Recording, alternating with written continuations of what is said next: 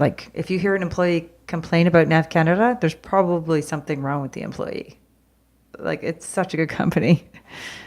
Welcome, Podcasting on a Plane. I'm Brandon Gonzalez. I have a question for you today. Do you like email signatures? You know, at the end of an email, like when you email me at brandon@podcastingonaplane.com, at the bottom it'll have my name, my title as host of the podcast, my phone number, if you're lucky, and the website address.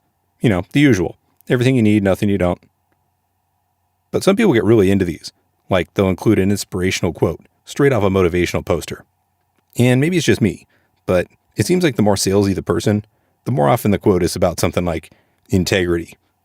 Anyway, I was going through my emails the other day and I ran across something I found to be really interesting. It was in the email signature of someone I was thinking to interview. And it said that she was a Nav Canada employer brand specialist. Oh, and an air traffic controller. Note to self, add air traffic controller to email signature. End of note. Anyway, that struck a nerve with me. And I was like, either that's the most ridiculous, edgy, speaky job title I've ever heard, or possibly the coolest thing ever for air traffic. And I hoped it was the latter, because sometimes job titles get a little silly. Like that time I bought a pair of jeans at a really bougie department store, and then the guy gave me a business card proclaiming him to be a denim specialist. I decided this needed some more research. Luckily, it turned out to be legit. Cool, I'd probably do that. Although, I've never seen brand specialist listed on USA Jobs before, and particularly not with a 2152 job code attached. By the way, that's the one for controllers. But believe it or not, there was something even better in there. Yeah, in the signature.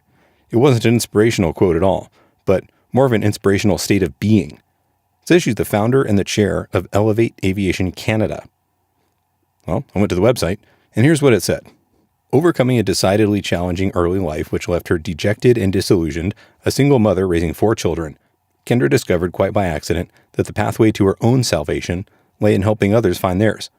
She enthusiastically embarked upon her quest to make a difference, fundraising for worthwhile organizations, even climbing Mount Kilimanjaro to raise money for a local hospital. Soon, she was heading up her own nonprofit organization, changing stories and choosing her own projects, such as the construction of a sports playground in El Salvador. Her longtime career as an air traffic controller opened up more horizons for the aspiring young woman, literally as well as figuratively, when Kendra, recognizing the negligible female presence in the industry, set out to remedy the situation with Elevate Aviation. All right, new note to self, elevate to higher state of being and reflect new status in email signature. End of note. Seems Kendra came from a bit of a rough place. But what she's doing now is affecting people all across Canada. And the type of work that she's doing there is changing the futures of so many young women entering our industry, which I might remind you is global. Real quick before we start, I want to mention that the B word shows up a couple times in our talk. It's not exactly a 4-letter word, but I thought I'd warn you just in case you have little ones around. So, today on the show, how volunteering saved a life, and how Elevate Aviation is working to create a shift in the industry that promotes gender balance by connecting women with a network of support, and how they encourage women to pursue careers in the industry and provide support to those who dream of a career in aviation. Don't go away.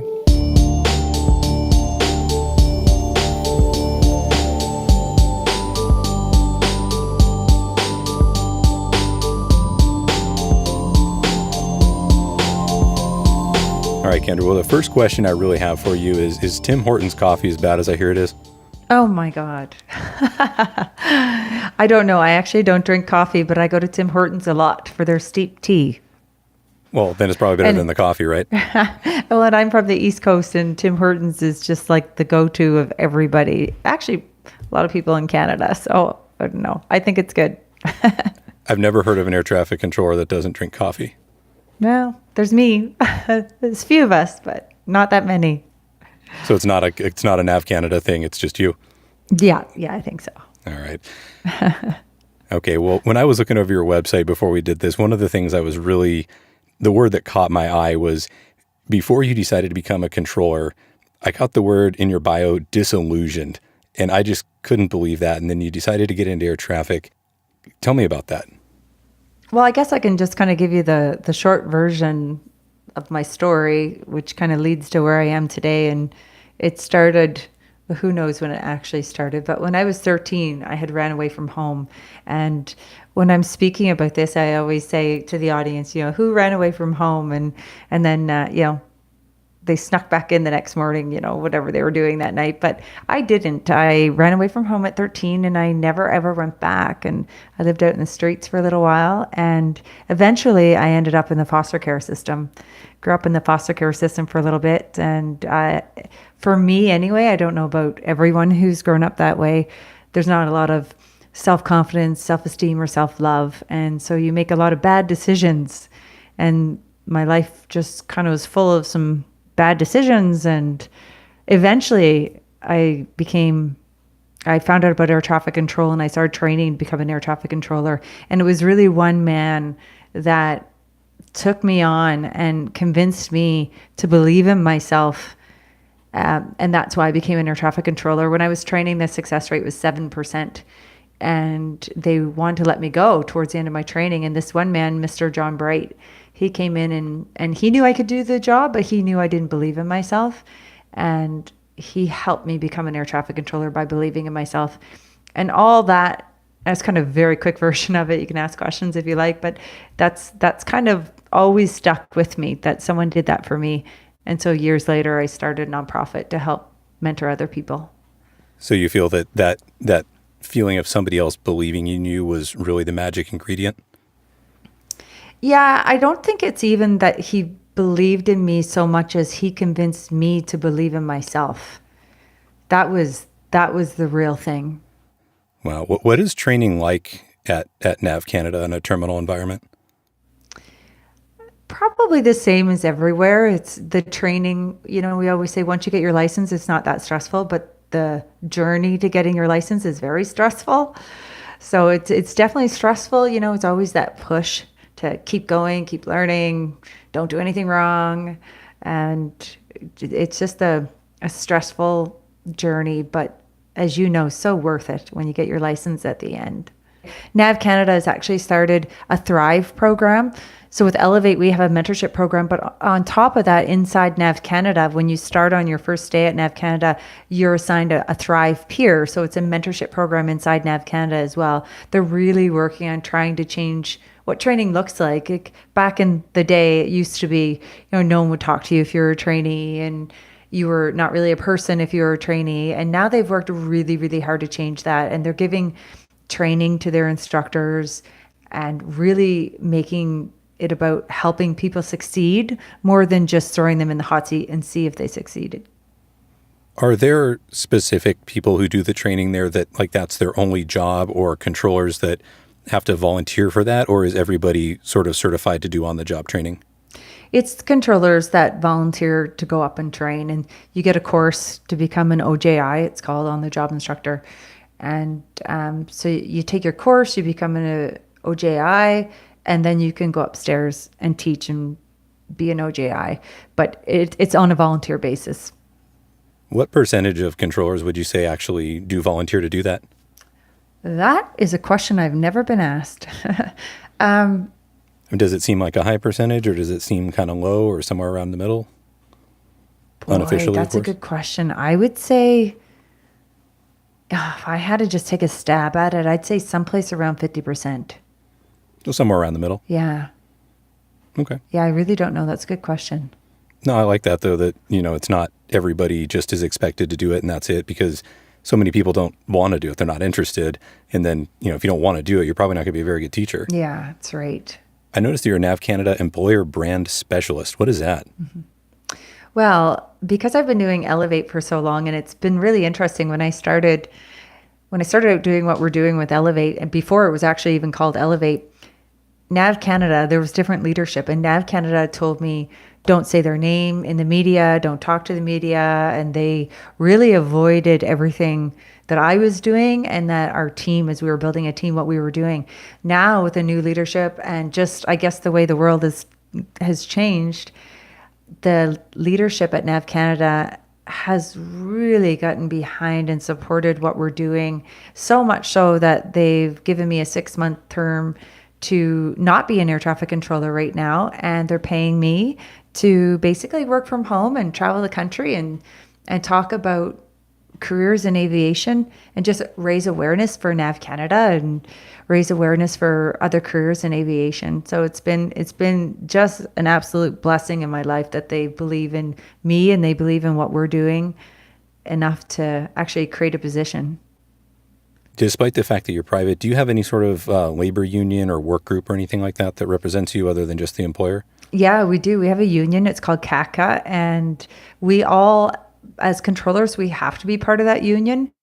I know the FAA, it seems there's a choice from what I understand, but in Nav Canada, we all become part of the union, and we just basically, when you qualify, you sign up for the union. Is it a dues paying kind of thing, or is it just like a automatic Yeah, we pay our dues. pay dues? Okay. Yeah. What got you going to the point that you decided to start a nonprofit? Well, I think it was basically, when I look back on my life, it was all leading to that. But one of the tipping points was when I was divorced. It was a devastating divorce, and I ended up really depressed. And I have 4 kids, and I was just trying to cope, and it was to the point where I was just not coping. It was not good, and I knew I had to do something, and so I started to volunteer, and I started to volunteer with the Make-A-Wish Foundation. And I remember showing up at the Make-A-Wish Foundation, and I sat at the back of the room because I was just depressed and I didn't want to be there. I just knew I had to do something. And they said, make a big deal out of the person that you want to give a wish to.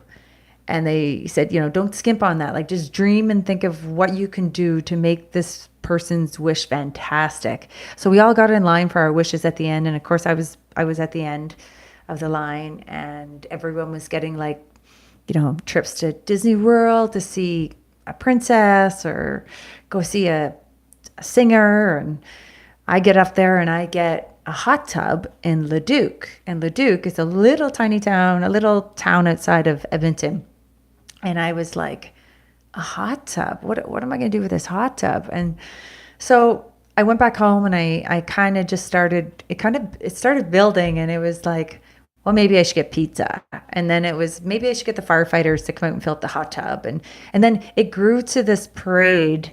And I was walking down the front of this parade with volunteers and balloons and fire trucks and police cars and mascots. And they named the day after her. The mayor was there, and people were coming out from all over the streets to look at this parade. And we turned the corner, and I could see her mom, this little girl who had to make a wish for the hot tub. Her mom pushed her out in the wheelchair, and I watched her the whole time. And the minute that she saw the hot tub, changed my life. It really changed my life. Up until that point, I was always a reactor to life, and I always said, whatever's meant to be is meant to be. And I lived my life that way. But when I saw this little girl see the hot tub, 2 things just hit me hard. And one was that I realized that I could visualize something in my head, set a goal, take steps, and achieve it. And the other was that I realized doing things for other people made me really happy. And it was the first time that I've been happy since I could remember. And from that moment on, that changed my life. And I started volunteering, and I ended up climbing Mount Kilimanjaro at the local hospital. And in order to do that, I had to raise $5,000. And of course, I'm a single mom with 4 kids. How am I going to raise $5,000? So I decided to make a calendar with air traffic controllers. And that calendar sold out in 2 weeks and raised $10,000. And then a few years later, I was ready to just go out and start my own volunteer thing. So I started an organization called Changing Stories, and we went to El Salvador and built a play area. And so I did another calendar to fund that. And then it was in that calendar that I really started seeing that the women that we were getting in the calendar, because this time they weren't all air traffic controllers, there were pilots and aircraft maintenance engineers and ramp agents. And a lot of them were saying that, wow, I've never met 11 other women in aviation before. This is really cool to hang around and talk to other women about aviation. And then it's been growing ever since. So it kind of started by mistake. And I always joke that if I knew how much work it was going to be, maybe I wouldn't have done it.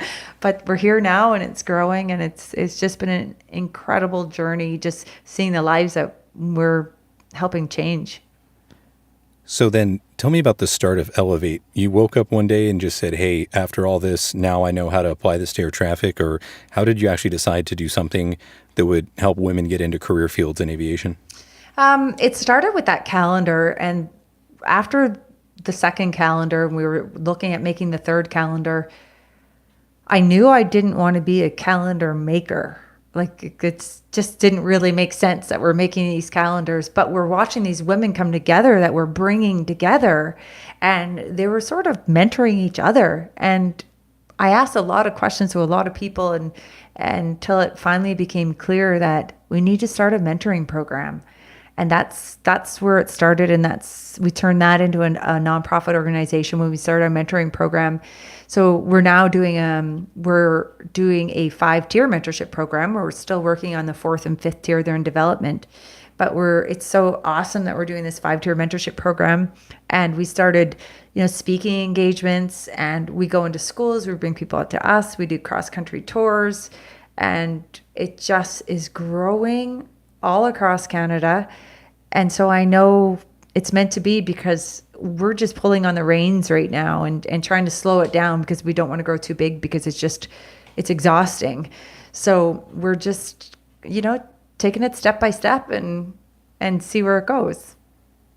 So what are some of the services that your organization can provide for young women? Well, the first thing we do is we go out and try to raise awareness for aviation, or they come to us. We have a lot of people calling us. But either way, once the person is in contact with us, whatever they want to do in aviation, if they want to be an air traffic controller, a pilot, a flight attendant, customer service, aerospace engineer, a helicopter pilot, F-18 pilot in the military, whatever it is, we can hook them up with a mentor who can take them in for a tour. Our step 2 is after they have their tour, for instance, with air traffic control, we bring them in for 2 hours. We let them sit in and plug in with an air traffic controller for an hour. They get help on how the whole application process works. If they want to continue after that, we hook them up with an actual mentor that is assigned to them. So if they want to be an air traffic controller, we hook them up with someone who is already an air traffic controller, and they help them through the next steps of getting through the system and hopefully getting on a course. And that mentor will stay with them until they qualify. And then hopefully they become friends after that. Sure. Now, so you have just a group then of people in each sort of discipline that somebody could be set up with, like whether it's a pilot or a controller. How many total do you have?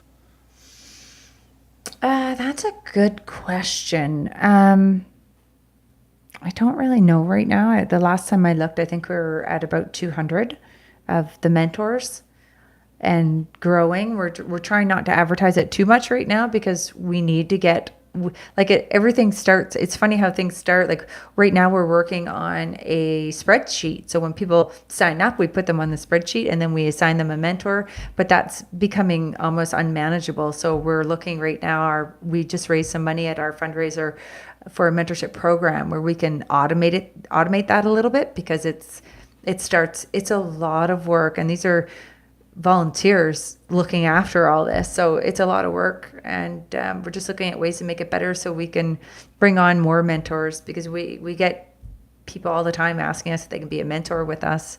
And it's awesome to be a mentor and to be able to help other people. So we want to give everyone that opportunity to be able to do that. Sure. Now, how do you vet out who gets to be a volunteer and who doesn't? It depends. It depends on what kind of volunteer. Like we have a 9-person board of directors, and we have 10 people on, I have to check that number. We just added a couple more. I think we're at 10 people on our executive team. And then we have other volunteers that are all across the country. So it all depends on if somebody wants to volunteer for us. We have, we send them to our volunteer Facebook page if they just want to be a casual volunteer. If they want to really get in on a project, then basically it's just conversations like, what can you take on? What the first thing I always ask is, if you could volunteer at anything you want to do, what would you want to do? Because we've really found that if you put people in an area they're passionate about, it's going to soar. But if you put someone in an area they don't feel comfortable with, then it's just not going to work. So we match people up with places where they're passionate, and we watch what they do. And it's not really about controlling what they do. It's about watching them blossom and helping them grow, helping the volunteer grow. And so many of our volunteers have said, thank you for giving me my spark back. And that's amazing. So it's not just wonderful to see people who come in and find a career in aviation, but it's really wonderful to watch these women who are in aviation just flourish. Wow. So that's incredible to see that the volunteers are just, it's reigniting them and sort of giving them their thing back too, as they give it to somebody else. It's almost like it turns them on in a new way and gives their career a new life, huh?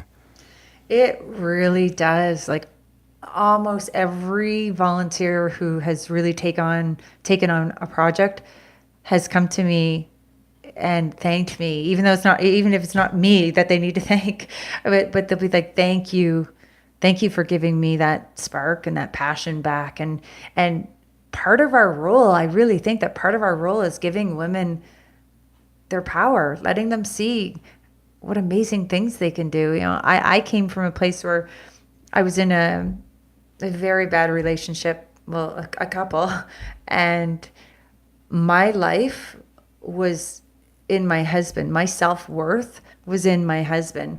And when that was just horribly wrong, my life ended pretty much. And so we really encourage people to find the life that they want to live and do what you want to do, and just have the confidence to know that you can make a difference in someone else's life. And I really think when you make a difference in someone else's life, it changes yours.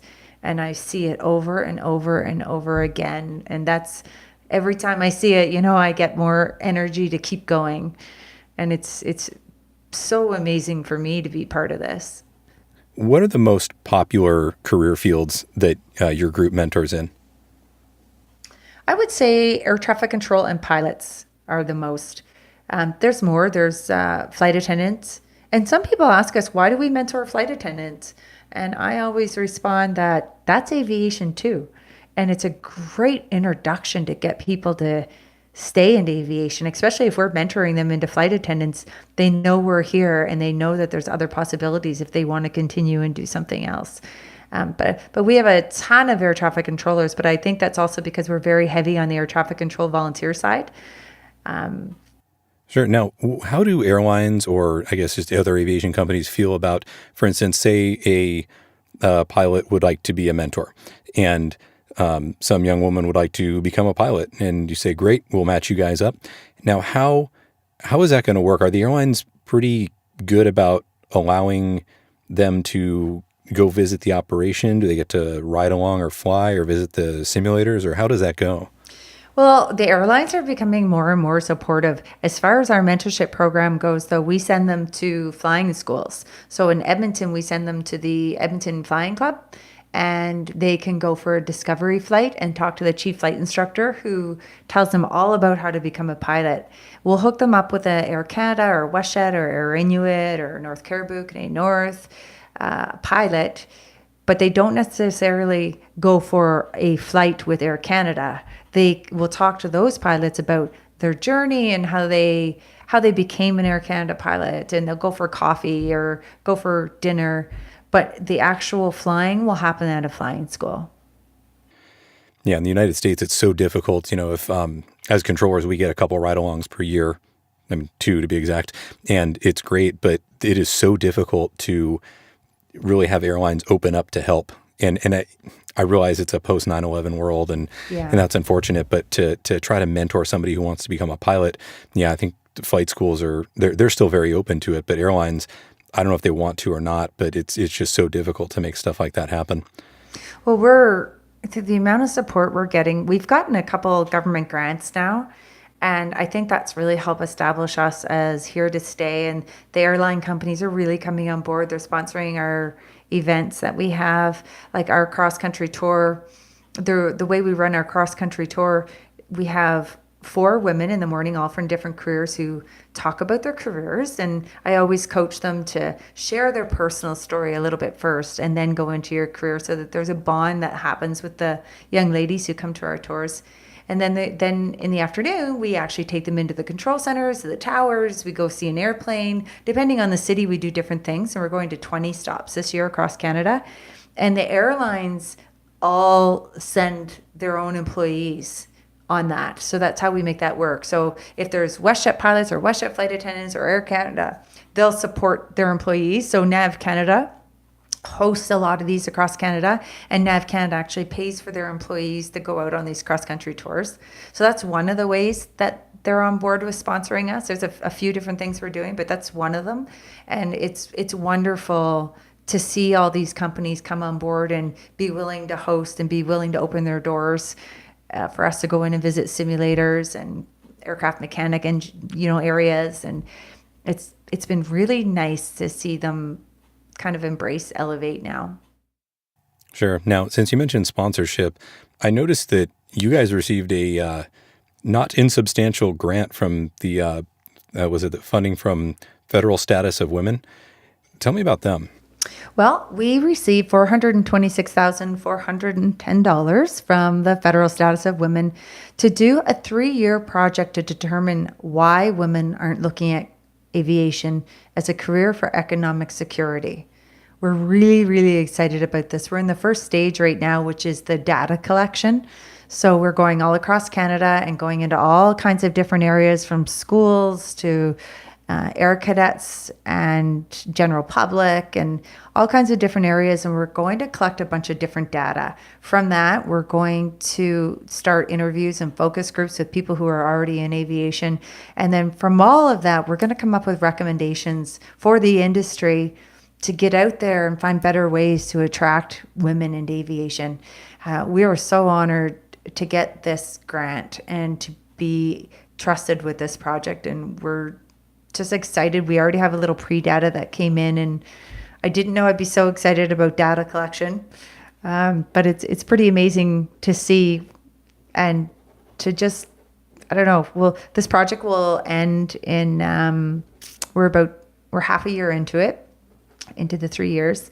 And we have partners on that. We have like Nav Canada, North Caribou, Copa, Carleton University, Porter Airlines, Air Canada, Jazz, WestJet.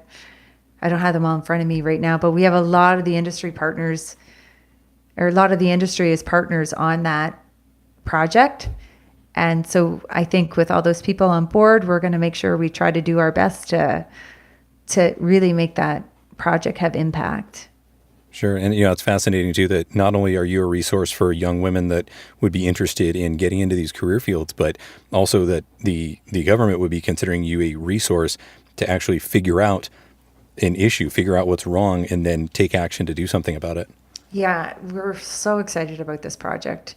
I just can't wait to see what comes in with these results and just to see if we can confirm what we believe to be true and to see maybe some things that we didn't suspect. We all think that people aren't coming into aviation mainly because of lack of awareness. So we're going to dig into that and find out, is that the only reason why, or are there other reasons why girls aren't looking at aviation as a career? Because when we do our cross-country tours in the morning, I always ask people, or we all ask people, who's here because they love aviation? And no one really raises their hand. And then we say, who's here because they get a free day off school? And they all raise their hand and they giggle. But at the end of the day, they're all walking around going, wow, this is awesome. I don't want this day to end. Why didn't I know about this? This is incredible. So we know that young women and women love aviation, but why is it taking so long for them to discover it? And so I think that this project's going to really help us answer some of these questions. Wow. So besides just simple lack of awareness, what else do you believe is there more to it? Well, I definitely think because it's male dominated, it's, it looks like a lot of women I'll hear they just don't think it's really an attractive job that they would want to go into because it's male dominated. And I've talked to a lot of women who are in the industry that, I mean, some people get into this industry and it's wonderful and they're surrounded by amazing people. But there's still women who come into this industry that deal with a lot of stuff that they shouldn't have to deal with. And, I know that the men don't want to hear that. There's amazing men out there who don't want to hear that as much as the women don't want to hear that. So is that part of it too? I don't know. I think we'll find out, but On one side, you have the federal grant and all that comes with that. But on the other side, what I thought was so fascinating was I think you have fans in a lot of other parts of business too. And what was it, a local car dealership that helped you guys out with a big fundraising night you had? yeah, Volvo of Edmonton they were really our first major sponsor. They believed in us from the beginning and they've been our sponsor every year. And they believe in what we're doing.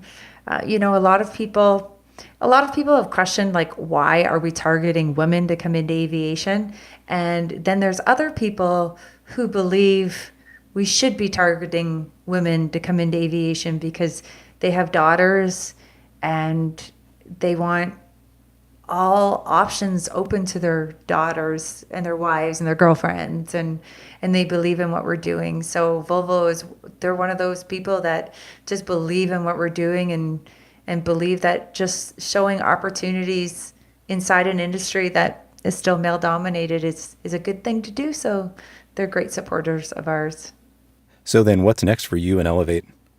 Well, we are announcing coming up next week that we just received some funding from the provincial government, from Labor, and we are starting the Elevate Aviation Learning Center. It's the first of its kind in Canada for aviation, and the Edmonton International Airport has given us a place to call home, and we have partners on this as well, like Nav Canada and the Edmonton Flying Club and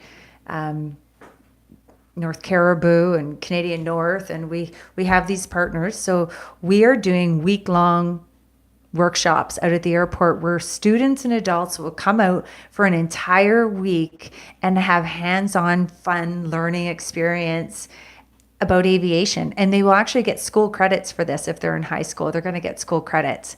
And so we're so excited about this project because I know what it's like to bring people out for one day for the tour. So now we're bringing them out for a whole week. So in one day, they'll learn all about air traffic services and hands-on learning stuff they'll get to do. They'll get to play in the simulator, and then the next day will be airport operations. And then there's another day for aircraft mechanics. And then another day, I think the military's in for half a day.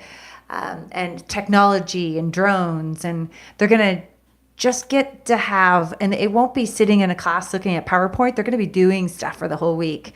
And our goal is really, hopefully, to continue to find funding for this and take it all across Canada. And who knows after that, but to start, take it, we would like to open 5 across Canada in 5 years, but I don't know if that's too a lofty goal, but I know if you don't dream big, you might as well stay in bed, I always say. Sure. What's something that you wish more people knew? That's a good question. I guess this is just what I wish. There's a voice inside our head that tells us that we're not good enough and that we shouldn't do things that we want to do. I have a name for that voice inside my head, and her name is Pillsbury Dobitch. I hope it's okay. I just said that word. Yeah. No, you're good. So I tell women the story of how I met Pillsbury Dobitch, and I was reading a book with my partner, Corey, and I said, Corey, do you have this voice inside your head that this book is talking about? And he said, yeah. And I said, why don't we name them? And he looked at me like I was crazy, but then he knows me, so he went along with it. And he said, Grant. And I said, Grant, why? And he said, because it always rants at me. And he said, what are you going to name yours? And I, without missing a beat, I said, Pillsbury Dobitch, because she's always telling me how fat I am, and she's always so mean to me. And I really learned when I put a name to it to quiet, make her be quiet. And that just created so much room for my visions and my goals and my confidence to grow and my self-esteem to grow and my self-love to grow. And I just would really like everyone else to know, if you're not aware of that you don't have to listen to that voice inside your head that tries to stop you from doing all the things you'd actually really like to do, to just do some work on that and be aware of that, because that's a life changer when you really focus in on that and start to ignore that negativity that you can tell yourself. One thing we didn't talk about, just two things. One thing is, another great thing about being a private organization, which I would love to see the FAA do, is we started an air traffic control summer camp last year. It's called Explore Aviation Summer Camp, and we picked 30 kids from all across Canada and flew them to Cornwall, Ontario, and we had a whole week of just immersing them in aviation. And we drove to Ottawa and we drove to Montreal, and when we dropped them off at the airport on Friday, they were crying because they didn't want to leave. They had such an amazing time. So that's an exciting adventure that we're doing. And last year we just did it for girls, and this year we're doing one for girls and one for boys. So that's something, I don't know if you want to add that in or not, but it's just something I maybe encourage FAA to look at as well, because it's really helping develop kids into aviation at a young age. The other thing is just, whenever I go out and speak, and not to schools so much, but more on the keynote side, and I guess it's back to that voice inside your head. I just always try to encourage people, but, a lot of women too, to just find the life that they love and find what they love doing and go get out there and just do it, and I really think that volunteering saved my life. And I always just want to encourage other people that, if they're depressed, if they don't know what they're doing, if they're bored, if they're just trying to figure things out, just get out and help other people. It just changes your life, and you never know what your life will turn into. Like for me to go from, living on the streets to running a nonprofit organization, basically just because I started to get out there and started to volunteer, it's life-changing. How would you know if Elevate is a success? How would you define that? Well, I guess to answer that right now, I would say that I think it's a success. I mean, of course, there's different ways to look at this, but I'll answer it this way. Every time I get an email that says, "Thank you, you've changed my life," when I get quotes that say, "Elevate Aviation was the light at a very dark tunnel for me," or "I didn't know what I wanted to do in my life, and then you came into my life and now I know, thank you." We get so many people who say these things, and so I guess no matter what else happens, when I read those, I think it's a success, and it's worth all the time and hours that we put in. It's really worth it when we hear other people, when we've done something to help change their life or get them on the right path. If you go to the Elevate website, which, if I didn't mention before, is elevateaviation.ca, and click on ESWA, you'll get to see a little more about that nearly $500,000 grant we talked about. You'll see a picture of Kendra. She's there giving a keynote speech. And sitting behind her in a chair is the Honorable Maryam Monsef, who's the Minister of the Status of Women Canada. And she had this to say, quote, "When women are without good jobs and stable incomes, we all bear the costs and consequences. Investing in the middle class and those working hard to join it means investing in women's economic security so that they, their families, and their communities can prosper. Our government knows that when we invest in women, we strengthen the economy for everyone. And that's why these projects are so important. They're creating the right conditions for women to thrive in their careers and their lives. By funding organizations that will target the barriers holding women back, we're ensuring that all Canadians, regardless of gender, have a real and fair chance at success." End quote. If you want to get involved with Elevate, the website again is elevateaviation.ca. Our website, of course, is podcastingonaplane.com. And while you're there, you can find links to Elevate, as well as subscribe to this podcast and connect with me, record feedback, schedule mentoring, check out Instagram, Twitter, Facebook, and of course, Patreon. Until next time, fly safe, keep it clean, and of course, don't forget to elevate. Good day.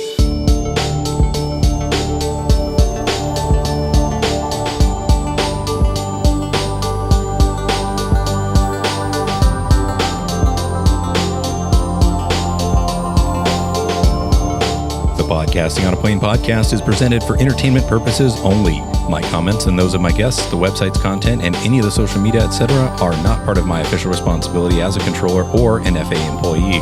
The views and opinions you hear on the podcast are mine and those of my guests, and not necessarily that of the FAA. There is no nexus between podcasting on a plane and the FAA. Also, while I am a CFI, I'm not your CFI. Nor am I your mechanic, your doctor, your shrink, or your spouse. This podcast is presented for entertainment, camaraderie, and fun, but is in no way, shape, or form professional advice.